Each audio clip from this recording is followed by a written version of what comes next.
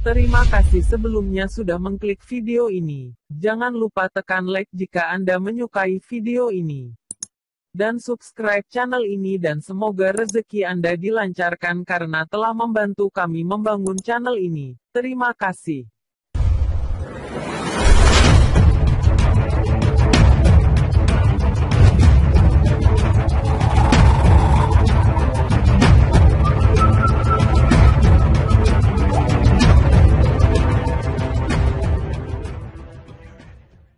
Di dalam bab 6 Skanda Srimad Bhagavatam disebutkan bahwa Prajapati Daksa menikahkan semua putrinya, yang berjumlah 27 dengan Dewa Chandra, yaitu Dewa Penguasa Bulan. Dari ke-27 istrinya, Dewi Rohinilah yang paling cantik dan sangat disayangi oleh Dewa Chandra atau Dewa Bulan. Karena cintanya kepada Dewi Rohini, Dewa Chandra melalaikan kewajibannya kepada istri-istrinya yang lain. Kemudian para istri Dewa Chandra yang lain tersebut, yang juga merupakan putri-putrinya Prajapati Daksa, mengeluh kepada sang ayah dan mengadu, karena merasa ditelantarkan putri-putrinya. Prajapati Daksa pun menjadi marah dan murka, lalu mengutuk Dewa Chandra Penguasa Bulan. Karena dikutuk, Dewa Chandra pun menderita suatu penyakit yang sangat parah, dan juga Dewa Chandra tidak akan mampu memperoleh keturunan dari semua istri-istrinya. Dari hari ke hari kekuatan dan cahaya bulan Dewa Chandra semakin berkurang dan semakin meredup. Akhirnya Dewa Chandra pun mendatangi, dan memohon perlindungan kepada Dewa Siwa. Dewa Siwa yang penuh welas asih, akhirnya melegakan perasaan dan hati Dewa Chandra, yang sedang menderita suatu penyakit tersebut. Kemudian Dewa Siwa pun menaruh bulan di kepalanya. Dengan menumpang di kepala Dewa Siwa, Dewa Chandra atau penguasa bulan pun menjadi kekal dan bebas dari segala mara bahaya. Kemudian Dewa Siwa dikenal dengan nama Chandra Sekara, sebab beliau menaruh bulan di kepalanya. Mengetahui sang suami telah pergi meninggalkan dirinya, para putri Prajapati Daksa itu pun merasa sedih dan menangis. Lalu mereka mendatangi dan menghadap sang ayah Prajapati Daksa, yang tak lain juga merupakan putra dari Dewa Brahma.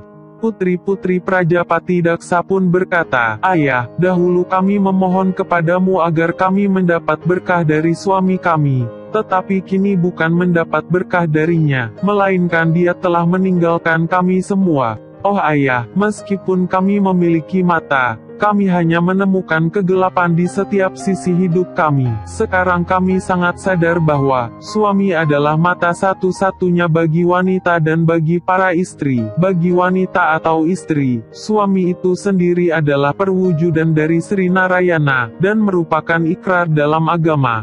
Wanita dan istri yang membenci atau mendengki suami dan meninggalkannya, akan menderita di neraka selama matahari dan bulan bersinar di bumi.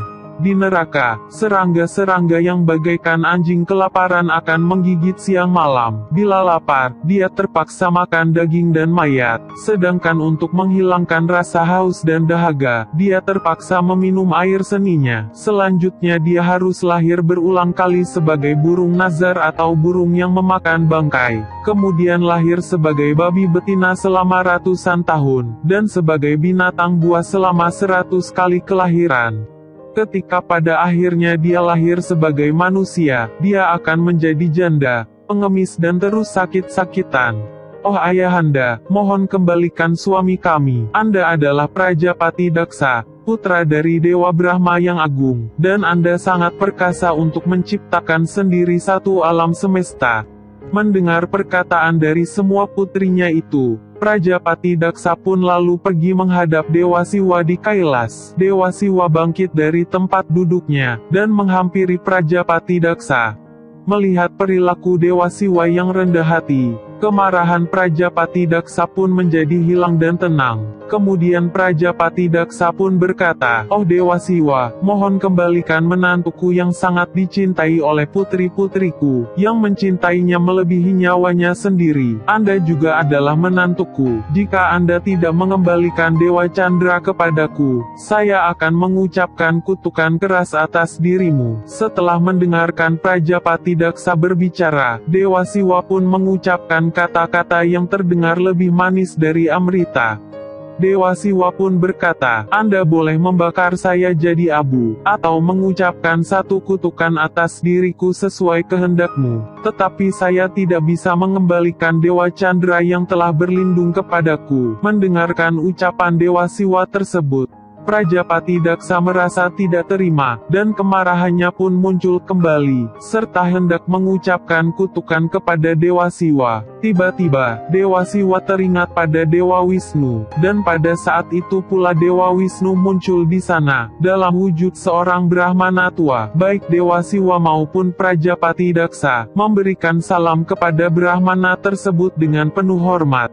Beliau pun menerima salam mereka berdua, dan berkata kepada Dewa Siwa.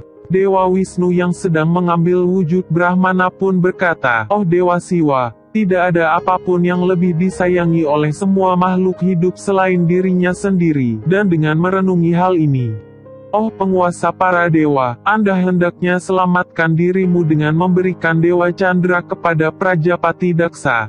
Anda adalah tempat berlindung terbaik. Anda memiliki sifat welas asih serta tenang. Anda juga merupakan Waisnawa yang paling terkemuka, dan Anda memperlakukan segala makhluk dengan cara yang sama. Anda juga bebas dari tindak kekerasan dan kemarahan. Prajapati Daksa adalah putra perkasa Dewa Brahma dan dia berwatak pemarah. Dewa yang mulia, hendaknya Anda mengalah di hadapan yang sedang marah.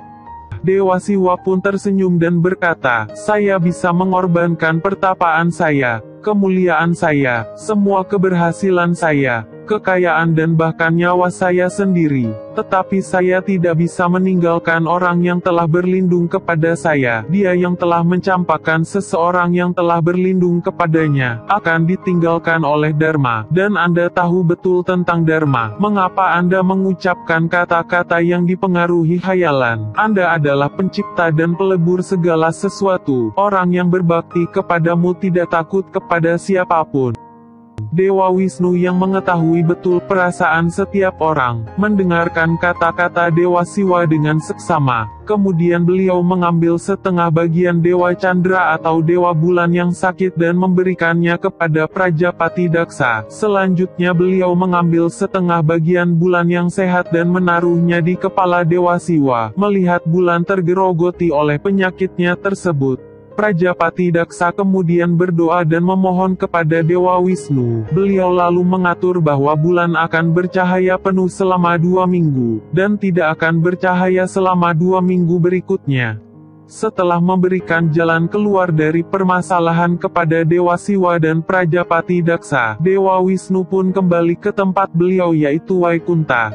Sumber penjelasan bulan sabit tidak hanya terdapat pada cerita semata. Di dalam ajaran Hindu, simbol yang berbentuk bulan sabit merupakan simbol yang sakral dan religius. Simbol ini sebagai pengurip atau pemberi hidup.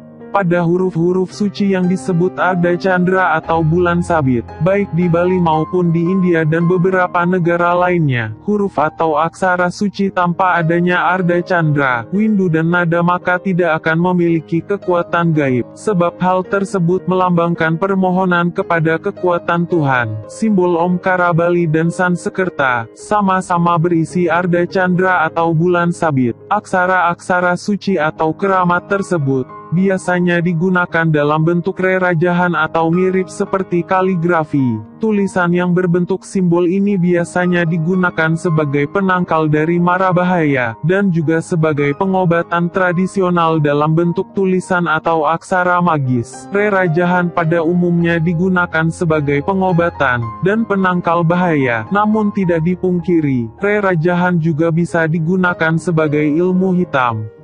Perbedaannya biasanya terdapat pada rerajahan, dengan aksara suci dengan bentuk yang terbalik. Selain itu pula, bulan sabit dilukiskan pada arca-arca atau patung yang telah disucikan, sebagai pemujaan oleh penganut paham Siwaisme, khususnya arca Dewa Siwa dan Dewa Ganesha. Jadi dapat diartikan, bahwa simbol bulan sabit juga sangat berarti dan bermakna bagi umat Hindu, dan bukan hanya sekedar simbol tanpa makna, tetapi merupakan simbol religius dan disucikan, sebagai bagian dari sarana ritual maupun pemujaan.